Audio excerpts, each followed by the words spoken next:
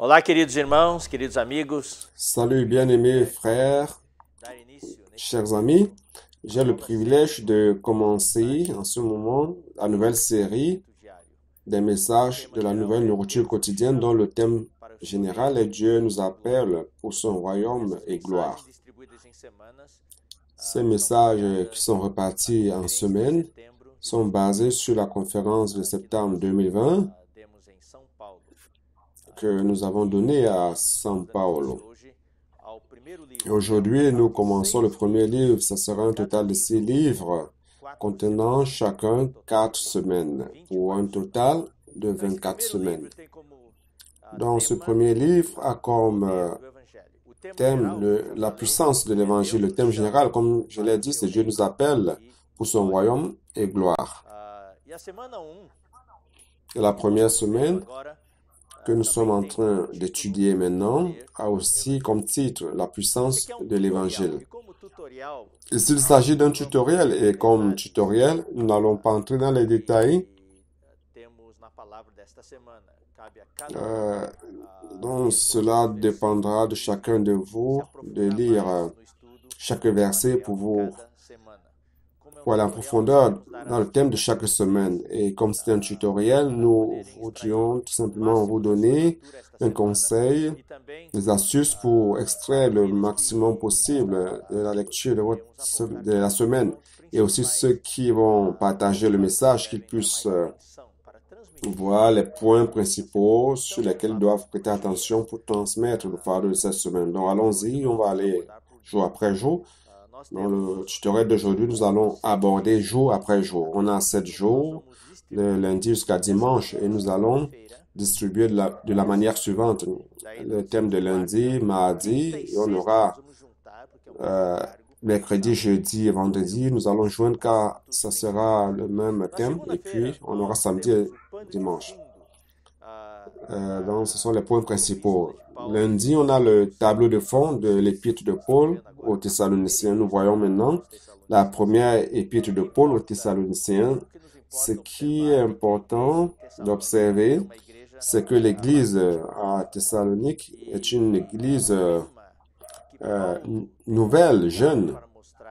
Et le thème que Paul a abordé pour montrer aux Thessaloniciens, c'était de mener une vie chrétienne sainte pour avoir une vie normale de la vie d'église. C'est le sujet principal que Paul voulait transmettre aux Thessaloniciens et cela est important pour nous.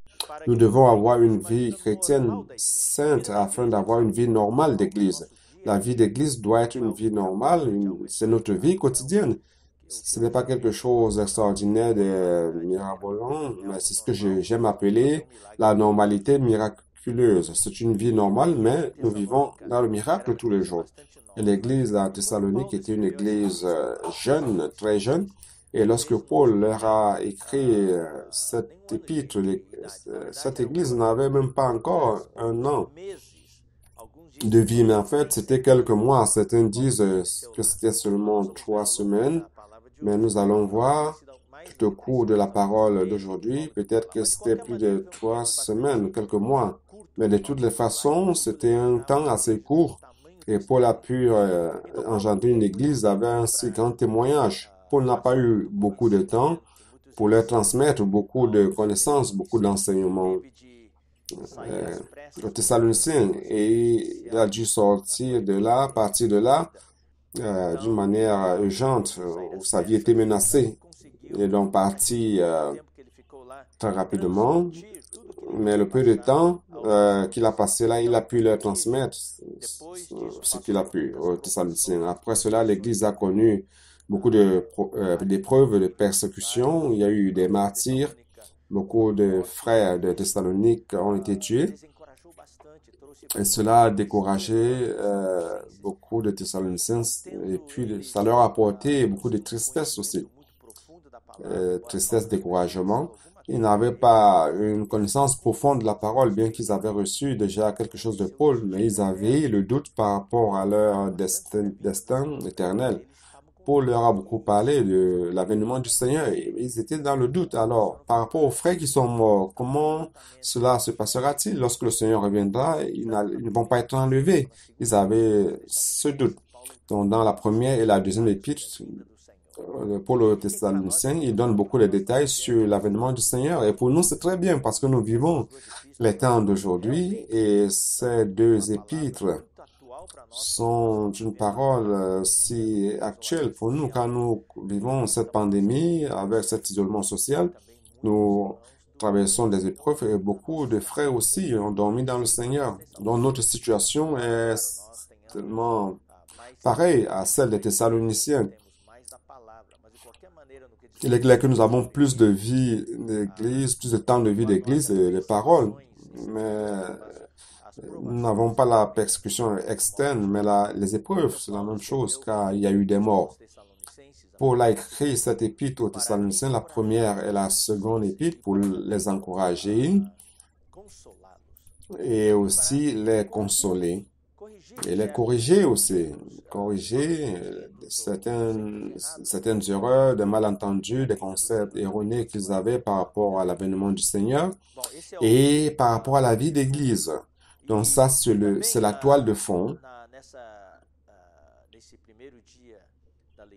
Et aussi la lecture de ce premier jour de la semaine, nous voyons aussi Paul. Je ne vais pas donner de détails, mais vous pouvez lire et voir comment Paul et Silas ont été guidés par le Seigneur. Nous voyons la direction du Seigneur, comment ils sont parvenus à Thessalonique pas à pas. Le Seigneur a orienté leur pas selon sa volonté. C'est un grand exemple pour chacun de nous. Et mardi, nous voyons le soin que Paul avait par rapport à l'église de Thessalonique. L'église se trouvait dans la ville de Thessalonique, qui est la capitale de l'une des principales provinces, qui est la Macédoine, qui avait une économie assez prospère, située sur la mer Égée. Et le port était utilisé par l'Empire romain pour le commerce. Il y avait une population nombreuse, cosmopolite. Il y avait beaucoup de colonies étrangères, la colonie juive aussi. C'est pour cela qu'ils avaient une synagogue en Thessalonique. Et ce deuxième jour de lecture, la nourriture quotidienne mardi, nous parlons de combien de temps Paul est resté dans la ville de Thessalonique. À cause du verset des Actes 17, 2 à 10, on peut comprendre que Paul y est resté seulement 3 semaines. Mais en fait, cette expérience de Paul, à ce moment-là, c'était 3 semaines. Mais si vous lisez en détail le mardi, vous allez voir que très probablement Paul est resté quelques mois là-bas. Nous n'allons pas entrer dans les détails aujourd'hui dans ce tutoriel. Mais de toutes les façons, nous voyons que Paul était à Thessalonique et il est parti de là, il est parti de là très rapidement, pressé. Il allait à Bérée, à Athènes et à Corinthe. Et à Corinthe, il a écrit les épîtres. Il avait 2 coopérateurs avec le Timothée et Silas. Et tout ce processus, cet itinéraire, depuis Thessalonique jusqu'à Corinthe, où il a écrit les épîtres, nous allons voir comment il a envoyé Timothée et Silas qui l'accompagnaient. Il les a envoyés de nouveau à Thessalonique, Macédoine, pour prendre soin des frères. Et après, ils se sont retrouvés à Corinthe. Et c'est alors que Paul, Timothée et Silas ont écrit les 2 épîtres. Donc ça, c'est le résumé de mardi. Vous devez prêter attention à tous ces éléments. Le principal, c'est le soin que Paul avait par rapport aux frères. Il se faisait du souci par rapport aux frères. C'est pas parce qu'il est parti de là qu'il a abandonné les frères, non. Il se faisait du souci. Et il est clair que toute la partie de l'histoire du tableau de fond, c'était quoi cette ville de Thessalonique, le contexte historique, géographique de cette époque et le temps que Paul a passé là. Ce sont des faits importants aussi, mais le plus important de mardi, c'est le souci que Paul se faisait des Thessaloniciens. Alors, mercredi, nous allons aborder certaines vérités. Le titre, c'est l'élection du Père, la délivrance du Père et la dispensation de l'Esprit. On va lire maintenant le verset 1. Paul et Sylvain et Timothée. Sylvain ici, c'est Silas. Il était connu comme Silas et comme Sylvain aussi, pour ceux qui avaient plus d'intimité avec lui.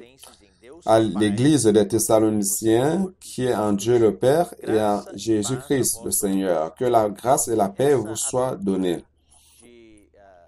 Donc, cette ouverture de 1 Thessaloniciens est une ouverture bien simple, bien différente de l'entête des autres épîtres que Paul donnait. Il est important de mentionner que toutes les épîtres que Paul a écrites aux églises, première et deuxième Thessaloniciens vient avant. Vous savez, il y a Romains, Corinthiens, ainsi de suite, Galates, Éphèses, ça termine par 1 et 2 Corinthiens. Ce sont les épîtres que Paul a écrites aux églises. Mais dans le temps, les 1 et 2 Thessaloniciens sont les premiers épîtres que Paul a écrites, dans l'ordre chronologique. Mais dans la séquence de la Bible, ces deux épîtres apparaissent en dernière position. Donc cela est important, car dans 1 et 2 Thessaloniciens, nous voyons des points qui n'existent pas dans les autres épîtres. Et c'est important, car 1 et 2 Thessaloniciens nous montrent comment prendre soin d'une église jeune ou prendre soin des jeunes frères qui ont peu d'expérience, etc. Donc, retournons au verset 1. Il dit Paul, Sylvain et Timothée à l'église des Thessaloniciens. C'est important ce thème, l'église des Thessaloniciens. Ici, il montre que l'église est constituée d'êtres humains comme vous et moi. Bien que ce soit quelque chose de divin, mais c'est composé d'êtres humains. Donc, par exemple, celui qui habite à Rio de Janeiro, si Paul avait écrit cet épître à l'église de Rio de Janeiro, il aurait dit Paul et Sylvain à l'église de Cariocas. C'est intéressant. Mais regardez donc, pas seulement les Thessaloniciens, mais c'est vrai, ce sont des êtres humains, mais cette église est en Dieu le Père, non seulement Dieu. Et nous devons voir, c'est un point important de la lecture de mercredi. Lorsqu'on parle de Dieu, il y a une relation du Créateur et la créature. Il y a une relation dans la création. Ce n'est pas une création où Dieu se trouve loin, la créature ici, mais lorsqu'il dit Dieu Père, Père. Ici, il y a une connexion de l'homme à Dieu à travers une naissance. Dieu est notre Père et nous sommes ses enfants car nous sommes nés de nouveau. Donc, Paul montrait aux Thessaloniciens que bien qu'ils étaient des êtres humains, mais il y avait une connexion organique avec le Père. Il est le Père et nous sommes ses enfants. Donc, c'est quelque chose de très intime. Nous sommes nés de lui. Et il ne s'arrête pas là. Il dit, en Dieu le Père. Comment cela est-il devenu possible? Comment nous, la créature, nous sommes connectés à Dieu en vie et nature. C'est à travers le Seigneur Jésus-Christ. Et nous savons, à travers la lecture de la Bible, des versets d'Éphésiens 1:10 et Colossiens 1:17, nous voyons que Christ est le connecteur central de l'univers. Christ est celui vers qui convergent toutes choses. Et il est celui aussi en qui tout subsiste. Donc, cette phrase à la fin, là, ici, est très importante. À l'église des Thessaloniciens qui est en Dieu le Père et en Jésus-Christ le Seigneur. Sans Jésus-Christ, rien de cela ne serait possible.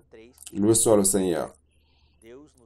Et ici, mercredi aussi, nous présentons 3 éléments très importants dans ce premier chapitre de 1 Thessaloniciens. C'est le travail du Dieu Trinité en nous. Et Paul a montré quelque chose de très complet. On a premièrement l'élection du Père, qui est au verset 1, 3 et 4. Dieu nous a choisis. Et deuxièmement, la délivrance du Fils, verset 10. Et troisièmement, la dispensation, le travail de l'Esprit en nous, verset 5, 6. Il est important de présenter ces trois éléments dans ce premier chapitre de Thessaloniciens, ce jour de mercredi, l'élection du Père. Premièrement, nous devons nous réjouir, montrer aux frères que nous tous nous avons été choisis. Dieu vous a choisi, Dieu m'a choisi. C'est le message que nous voulons transmettre aux frères dans notre lecture aussi. Nous devons remercier le Seigneur car il nous a choisis. Deuxièmement, le Fils, verset 10, le Fils nous délivre de la colère à venir. Le Fils nous a sauvés et nous a connectés au Père.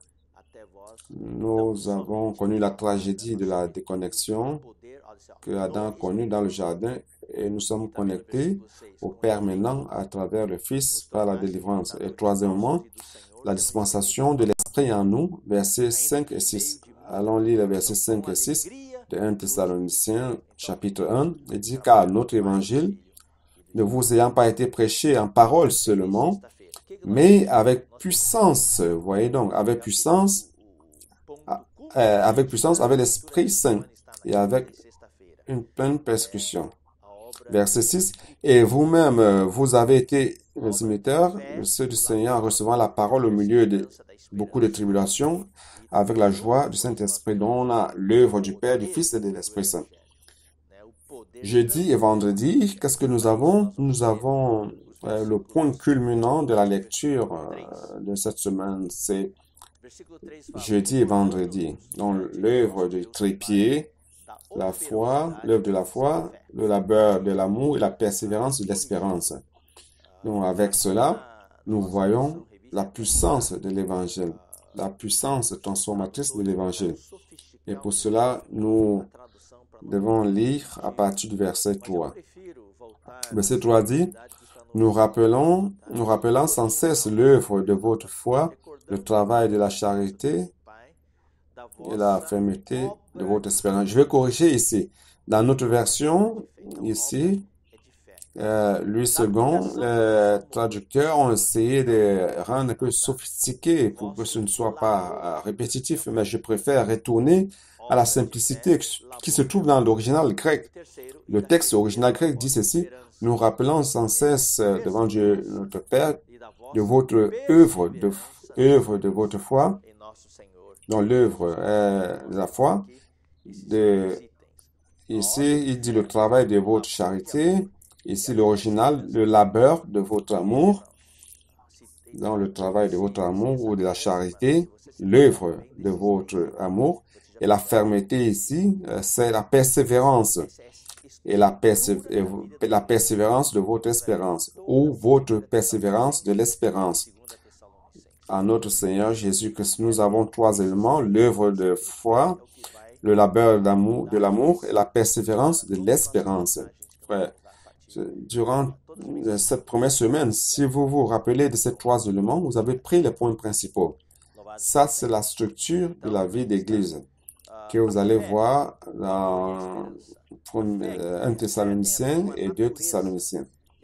Ces trois éléments, ces trépieds, qui vont donner la direction à tous les messages que nous allons donner, que vous allez écouter à partir de maintenant et que vous allez lire dans la nourriture quotidienne. Loué soit le Seigneur. Dans la foi, l'amour et l'espérance. La foi, c'est quoi? La foi, c'est un rapport à la nature et la force de l'œuvre. L'œuvre du Seigneur a une force et une nature. Cette force de la nature, c'est la foi. Et le labeur, nous qui servons le Seigneur, premièrement, nous croyons à travers la foi. Et cette foi, qui a une nature force, l'œuvre. Donc, c'est le fait de croire que nous servons le Seigneur, que nous faisons l'œuvre du Seigneur. Mais il ne s'agit pas de n'importe quelle œuvre, il s'agit d'un labeur. C'est une œuvre. Par exemple, quelqu'un qui nettoie notre maison, ça c'est une œuvre. Cette personne fait une œuvre. Mais la mère ne fait pas seulement l'œuvre, elle fait un travail, un labeur, c'est un labeur.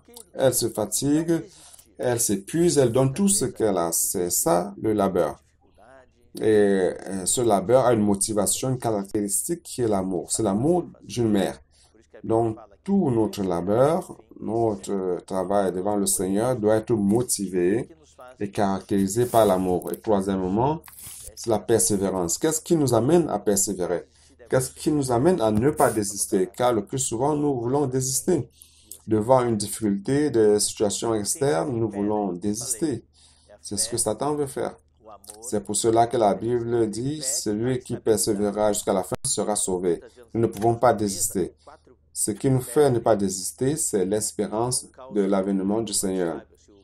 Quand vous voulez désister, vous devez penser au royaume, à la récompense, regarde devant, et vous avez l'espérance. Il y a ce trépied que j'ai évoqué, la foi, l'amour et l'espérance. C'est le trépied qui donne la stabilité. Le plus souvent, on a une table avec 4 pieds. Et des fois, il faut mettre quelque chose parce que ce n'est pas stable. Si le sol n'est pas régulier, c'est instable. Mais le trépied est toujours stable. Même si le terrain n'est pas régulier, le trépied est toujours stable. Donc, pour avoir une vie d'église stable, nous avons besoin de ces trépieds, la foi, l'amour et l'espérance. La foi, c'est le début, c'est le fondement. Et l'amour, c'est le processus, la construction. Et l'espérance, c'est la consommation, c'est la conclusion. C'est comme la conclusion, la construction d'une maison. La fondation, c'est la foi. Et le processus de construction, le mur, c'est l'amour. Et la construction, la finition de la maison, c'est l'espérance. Et la foi, c'est par rapport à Dieu. L'amour, par rapport aux saints, aux frères. Dans la lecture, vous allez voir tous les versets. J'espère que vous allez lire. Et l'espérance, c'est par rapport à l'avènement du Seigneur. Maintenant, on va lire le verset 5. Notre évangile ne vous ayant pas été prêché en parole seulement, ce n'était pas seulement en parole, mais avec puissance. Ici, ce que nous voulons montrer, ici jeudi et vendredi, spécialement à la fin de jeudi et vendredi entier, c'est le contraste entre la puissance et la parole. La parole, juste du bout des lèvres, il ne s'agit pas d'une parole juste du bout des lèvres, mais avec puissance, avec l'Esprit Saint et avec une pleine persuasion, car vous n'ignorez pas que nous nous sommes montrés ainsi parmi vous à cause de vous. Donc, ce que nous voulons montrer, Paul dit ici, notre évangile. L'évangile, ce n'est pas seulement, il ne s'agit pas de l'évangile que j'ai lu ou que j'ai connu, mais ça doit être mon vécu. Ce n'est pas quelque chose que nous prêchons tout simplement, mais nous devons vivre cela. Dans la lecture, vous allez voir tous les versets, le support et d'appui. C'est important de lire les versets. C'est une puissance. Notre évangile ne vous ayant pas été prêché en parole uniquement, en parole seulement. Pourquoi les Thessaloniciens, en peu de temps, ont eu une vie d'église si puissante en peu de temps? Ils ont vu que Paul n'a pas seulement prêché des paroles, mais ils ont vu la vie de Paul. Ils ont vu le vécu de Paul. Ils ont vu une vie qui avait de la puissance. Notre évangile n'est pas venu à vous tout simplement en parole, mais avant tout en puissance dans l'Esprit Saint et en pleine conviction, car vous n'ignorez pas que nous nous sommes montrés ainsi parmi vous à cause de vous. Donc ici, on voit le processus, la vie, quel type de vie Paul, Silas et Timothée avaient, quelle était leur vie, le témoignage de leur vie. Ici, n'ignorez-vous pas que nous nous sommes montrés ainsi parmi vous. En grec, c'est vous ne savez-vous pas quel genre d'homme nous étions parmi vous, quel était notre témoignage, comment nous nous sommes comportés. C'est ça, cette puissance dont il est question ici, c'est la puissance qui transforme la vie. Nous qui sommes des chrétiens, qui avons la vie d'église, qui vivons la vie d'église, nous devons croire que l'évangile que nous prêchons, la parole que nous croyons, à laquelle nous croyons peut nous sauver. Si vous ne croyez pas que la parole que vous prêchez peut vous sauver, si vous ne croyez pas que l'évangile peut vous sauver, ça ne sauvera donc personne d'autre. La première personne qui doit être sauvée et être convertie, c'est vous. Donc, cette puissance ne consiste pas à faire des miracles, faire tomber des personnes. Non, il ne s'agit pas de cela. C'est une puissance qui transforme des vies. Premièrement, ma vie, notre vie, est transformée après la vie des autres. Par exemple, en fait, la puissance de faire les miracles n'est pas si compliqué, mais le plus difficile, c'est la puissance qui réconcilie le mari et la femme. Ça, c'est la puissance. Oui, ça, c'est la puissance. La puissance, c'est faire en sorte que les personnes différentes servent ensemble dans l'Église en harmonie. La puissance, c'est ce qui fait tomber les barrières entre les frères. Il y a beaucoup de barrières entre les frères dans le leadership. La puissance fait tomber les barrières, nous délivre de la peur, de l'anxiété et des choses qui nous hantent tous les jours. Donc, la puissance transforme la vie et nous devons croire en cela. J'espère que la lecture de ce jour de jeudi et vendredi, puisse s'accomplir dans votre vie. Et si vous allez partager la parole, transmettez ça aux frères afin qu'ils croient en l'Évangile. Marc 1,15 dit, croyez en l'Évangile. Nous devons dire aux frères, ne croyez pas en ce que vous sentez, ne croyez pas en ce que vous voyez. Ne croyez pas en ce que vous pensez. Ne laissez pas, ne permettez pas votre passé vous hanter. Ne laissez pas vos expériences négatives du passé vous faire prisonnier. Croyez en l'Évangile. L'Évangile monte vers le futur. L'Évangile peut changer votre vie. C'est ça le message principal. Dans la lecture, vous allez voir aussi, le verset 6 dit, avec la joie de l'Esprit Saint. C'est ça la puissance de l'Esprit Saint qui nous apporte la joie dans notre vie. Il y a beaucoup de gens qui pensent que la puissance consiste à parler en langue, faire des miracles, etc. Il y a des gens qui parlent en langue, qui font des miracles et qui n'ont pas de joie. Comment savez-vous que vous êtes rempli du Saint-Esprit? Il ne s'agit pas de faire des miracles ou de parler en langue. Ça peut être une autre preuve de quelqu'un qui est rempli d'esprit, c'est vrai. Mais la preuve principale, c'est d'être dans la joie. Il y a plusieurs versets sur la joie. Et le témoignage de Paul et Silas était si grand que les Thessaloniciens sont devenus leurs imitateurs. Verset 7, en sorte, 6. Et vous-même, vous avez été mes imitateurs et ceux du Seigneur en recevant la parole. Verset 7 dit, en sorte que vous êtes devenus un modèle pour tous les croyants de la Macédoine et de l'Achaïe. Leur vie était remplie d'un si grand témoignage, à tel point que les Thessaloniciens ont voulu avoir une vie pareille. Donc, ils ont reçu la parole et ils ont cherché à imiter Paul. Ils se sont dit, c'est ce genre de vie que je veux. Vous devez avoir un si grand témoignage que lorsque vos voisins vous regardent, se disent, je veux être comme vous, je veux avoir une vie comme la vôtre. C'est ça le témoignage que nous donnons. Paul a eu ce témoignage.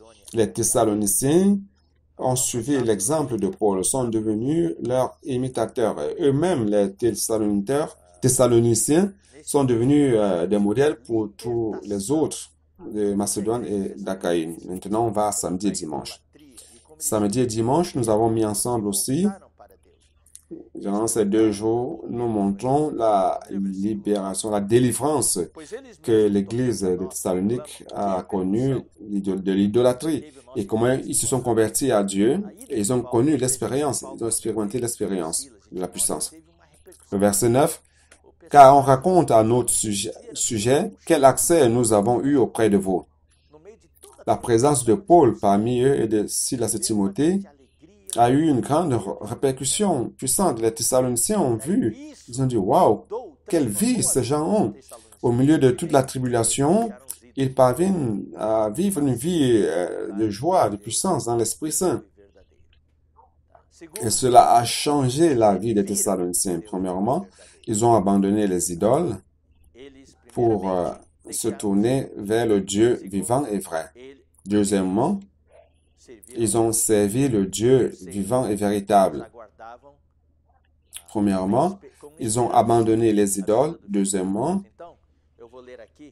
ils ont servi le Dieu vivant et véritable. Et troisièmement, ils ont attendu avec espérance l'avènement du Fils de Dieu. Je vais lire les versets 9 et 10.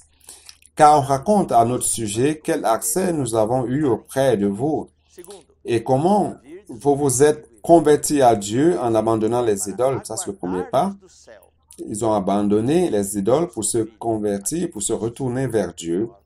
Deuxièmement, pour servir le Dieu vivant et vrai. Et troisièmement, et pour attendre des cieux son Fils, qu'il a ressuscité des morts. Jésus qui nous délivre de la colère à venir. Donc ici, qu'est-ce que nous avons? Nous avons la foi, l'amour et l'espérance. Une foi qui a amené les Thessaloniciens à abandonner les idoles et se tourner vers Dieu. L'amour qui a amené les Thessaloniciens à servir le Dieu vivant et véritable. Et l'espérance qui a amené les Thessaloniciens à attendre du ciel le Fils de Dieu. L'avènement du Fils de Dieu. Loué soit le Seigneur.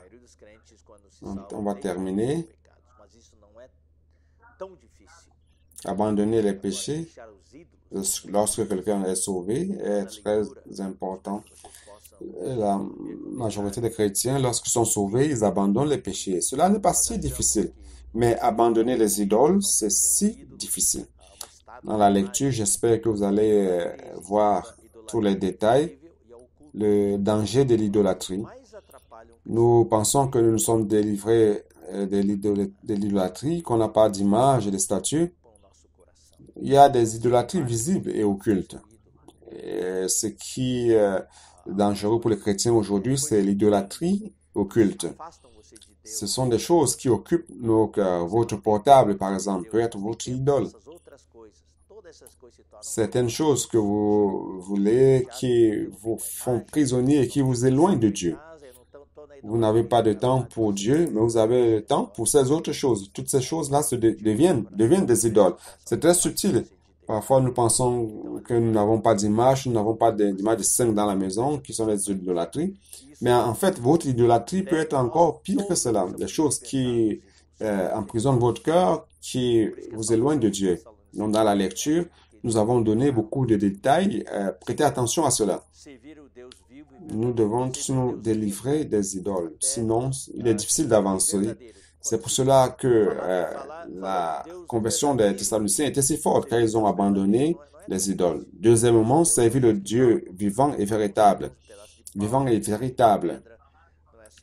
Parlant du Dieu véritable, servant le Dieu véritable, c'est pas si difficile. Notre Dieu, c'est un Dieu qui nous sert.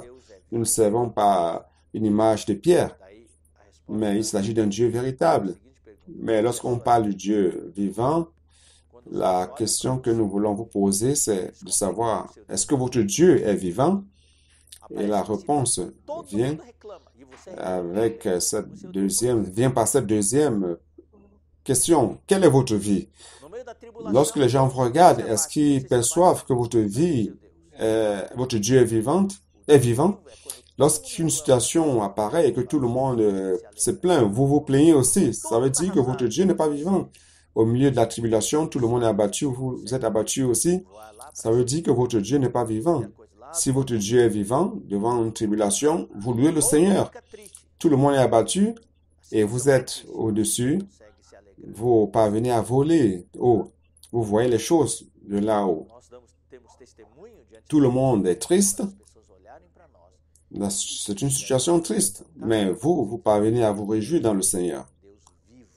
C'est de cela. Nous devons avoir des témoignages devant des personnes. Et lorsque les personnes nous regardent, elles doivent montrer du doigt vers nous et disant, son Dieu est vivant. Alors la question est, votre Dieu est-il vivant?